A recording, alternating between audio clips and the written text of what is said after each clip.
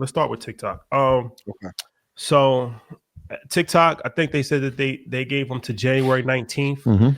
Lawmakers, Democrats and Republicans, now they're saying that they want Google and Apple to get them off of the app stores by January 19th. Yep. But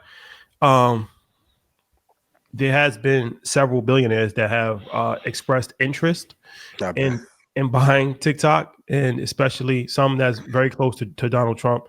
And rumor has it that they're kind of waiting in the wings for him to be inaugurated so that they can kind of settle this TikTok thing. So I have a long-standing belief that I don't think the TikTok will be banned.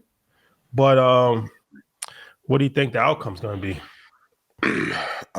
For Senior Trump and everyone who's close to him, it would be insane. I'm not saying that it's going to happen, but it would be insane if an American billionaire bought it who was close to him.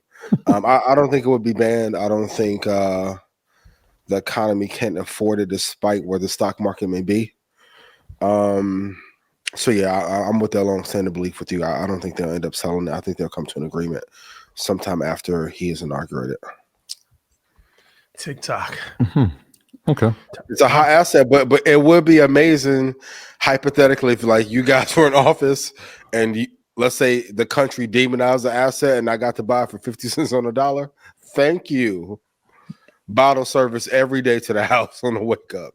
Thank you. This is the part that even today's news with SoftBank, I think we got to look into that a little bit deeper. SoftBank CEO Masa Son talked about the $100 billion. Maybe we'll get into it a little bit later today. If you look at the investments he made in 2016, one of the biggest investments he made was in this company called ByteDance. You know what they own?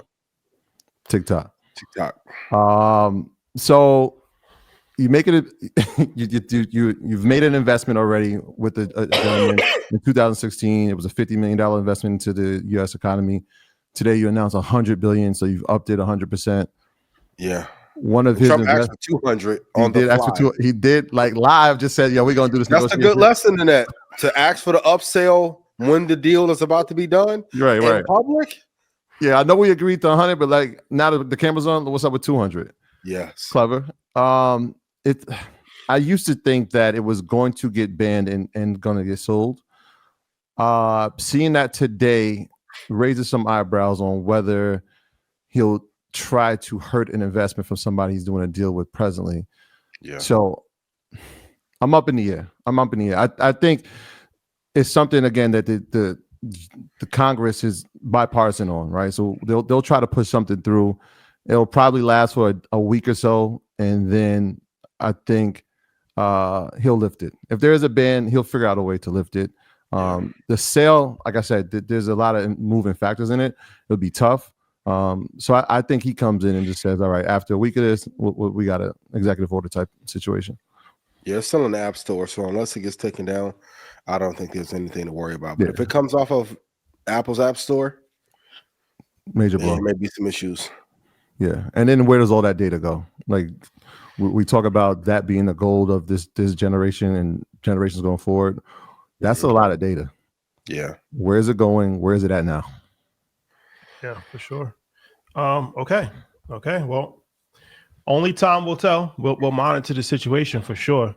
But yeah, we'll see. We'll see what happens. So, what's your prediction about what? TikTok? Yeah, the stays. No, I already said I don't think it's going to get banned. Okay. Business as usual. Yeah, I don't think it's going to get banned. Like you said, I mean, if anything, they might try to do like a. But as far as a long-standing ban, I just don't see a world where TikTok just vanishes. I don't see that. Yeah. Because the truth is, we can't afford the blowback if they decide to take some of our apps out of their app stores. It would hurt. Tremendous. I mean, I know they made my boy Mark go kiss the ring in Mar-a-Lago, but he had to go fly to Beijing or something real quick. Yeah. I feel like every day there's somebody new that's decided that they're going to donate $1 million. Every day. Well played. Yeah, for sure. Yeah. Here's $1 million. Tim Scott, you need to go bring $1 million. You gonna get in the cabinet? Nah. Why they doing the boy like Salute that? to Tim Scott. Soft shoes, like, come on, man. Salute to Tim Scott, man. It's just jokes written by 85 South. We're gonna figure it out. Who's that? We're gonna figure it out. Let's talk about Broadcom. Broadcom is a company that is the 13th company to reach $1 trillion valuation, I believe. Incredible. In the history of the stock market. It was up 25%, I think, Friday. Running again today. 10% today. Yeah. Mm-hmm.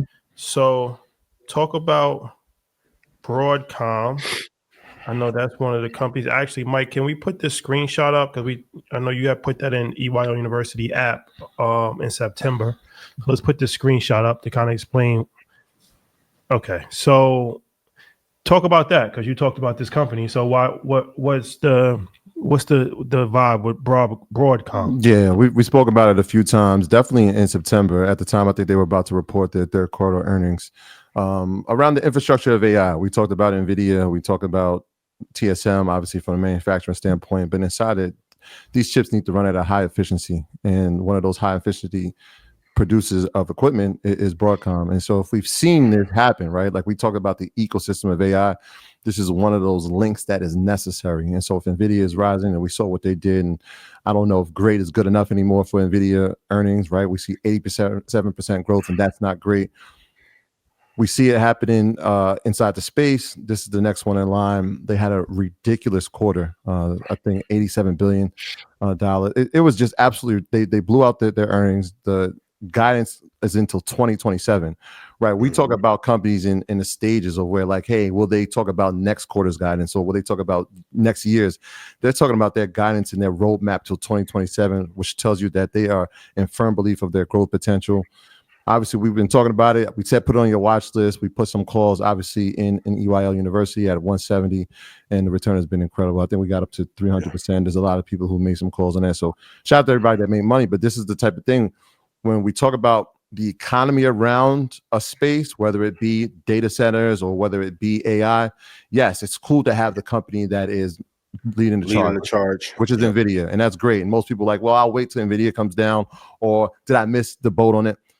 Maybe, right? But there's things that have to work in order for NVIDIA to continue to excel. Broadcom is one of those companies in that chain. It just made too much sense, and this is why it's leading right now. And one thing that I do love about Broadcom, so when a sector takes off and like NVIDIA is leading the race, look for the CEOs who are incredibly quiet and the teams that are quiet who are just executing. Like the stock is up with $123, $133 in 1 year. For that space, home run numbers, home run executive management, they just keep their head down, focus, make the products better. You couldn't ask for a better return out of this company and better leadership out of this company, while a lot of other companies kind of fell to the wayside. So they've been incredibly focused, and it's definitely paid off for them. Yeah, and they pay attention to the partnerships and who they're aligning with, right? So when Apple says that they're going to decide to try to create their own chip, well, who they partnering with, right? Broadcom is right there, right? So you're talking about a $3 trillion company that says, hey, we're going to partner with this company that has high efficiency when it comes to semiconductors. These are the type of things you want to align with. When there's future growth is there, and you can see the roadmap, and the company believes in it, and you have Mag 7 companies partnering with it. These are all the signs you need to see. When we talk about catalysts inside of a position, these are the catalysts. Meanwhile, Intel is negative $25 over the same 1 year period. Babe boy, who was writing on my YouTube, where you at? I ain't seen you on the show about 8 months, 9 months. It's not coming back. Muerta, Spiritu Santo. And Intel, I mean, even with the US granted it $8 billion, has still just been trading, I mean, under $21. I told people, like, look, yes, Broadcom is important in terms of hyper efficiency. Same reason why I talked about Micron, and we saw Micron have a great day. We're anticipating having a great quarter when they report on Wednesday. They're in the memory sector, so there's pockets inside of AI that we need to just make sure that we keep on our watch list and look at, because there's potential growth that's sitting there, right? It's trading under, I think it was at 110 or 102 earlier this morning. It was at a high of 135 in August. There's opportunities. We just got to make sure that we see them.